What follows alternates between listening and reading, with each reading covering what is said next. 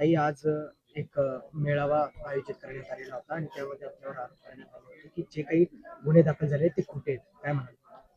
तुम्ही सर्वांनी पाहिलंय, व्हिडिओ पाहिलेत. त्यानंतर दुसऱ्या व्हिडिओमध्ये ते मारताना पण दिसते, की ते त्यांचं म्हणणं आहे, की कपडे मी हाताने फाडले. दादा, त्या कपड्याची हालत पाहून तरी तुम्हाला वाटत होतं का ते हाताने फाडलेले म्हणून? आणि माझे जर मुलं अटकले नसते, ते सांगळे साहेबांनी सानप साहेबांनी जर अटकून धरले नसते, तर त्यांनी जे गोल घेऱ्यात मला घेऊन जे माझ्यासोबत कृत्य केलंय ना, ते सगळं सगळ्यांच्या समोर आलं असतं. आता नेमकी काय आपली भूमिका आहे? कारण त्यांनी असाही आरोप केलेला होता भाषणातून आपल्या की जिल्हा परिषद निवडणूक लढवायची असा उल्लेख त्यांनी केलेला आहे. हो, त्यांनी सांगितलं की जिल्हा परिषद लढवायची आहे, तू राष्ट्रपती होय, पंतप्रधान होय.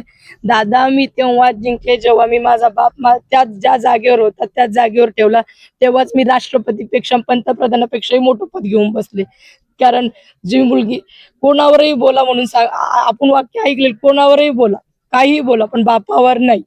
त्यामुळे बापासाठी जे मी केलंय त्याच्यानंतर मला कशाचीच आशा नाही, अगोदरही नव्हती. जे ज्या पक्षात मी काम करते त्या पक्षामध्ये आदरणीय जालूभाऊ जिल्हा प्रमुख आहेत, त्यांना विचारावं. माझ्यासोबत ते जिथं होते, संचालन करत होते सिद्धूदादा आंधळे, तेही माझ्या चांगले निकट आहेत. सविताताई मुंडेही त्यांना चांगलं माझ्या परिचयाच्या आहेत.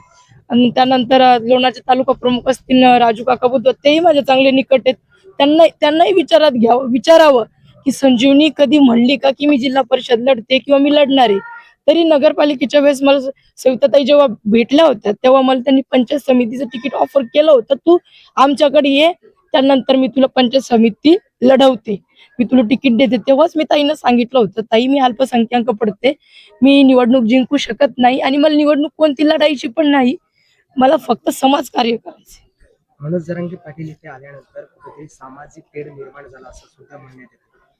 दादा आले म्हणून सामाजिक तेढ निर्माण झालं आणि ज्या पीडित महिलेवर अत्याचार झाले, सगळं झाले, त्याच्यानंतर हे जे सभा घेतात लोकांची आणि जे काही समाजकंटकाच्या विरोधात उभे राहते, त्याला काय म्हणायचं मग आपण?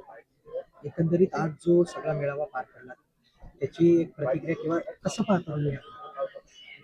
जे आज बोलत होते त्यांच्याकडून मला आशा होती न्यायाची, की ते माझ्या निकट होते, की ते सत्य परिस्थिती पाहून मला माझ्या बाजूने उभे राहतील आणि मला साथ देतील. मला असं त्यांच्याकडून अपेक्षा होती. मग विनोद काका असतील, त्यांना मी काका, ते वाघ असल्या कारण मी त्यांना काका म्हणते. त्यानंतर सविताताईंना मी ताई म्हणते. त्याच्यानंतर सिद्धूदादा जो आंधळे ते संचालन करत होते त्याला मी भाऊ म्हणते आणि तो माझ्या सोबत राहिलेला आहे. त्यांच्याकडून मला ही अपेक्षाच नव्हती की ते माझ्या जे सत्य घटनेच्या विरोधात जातील.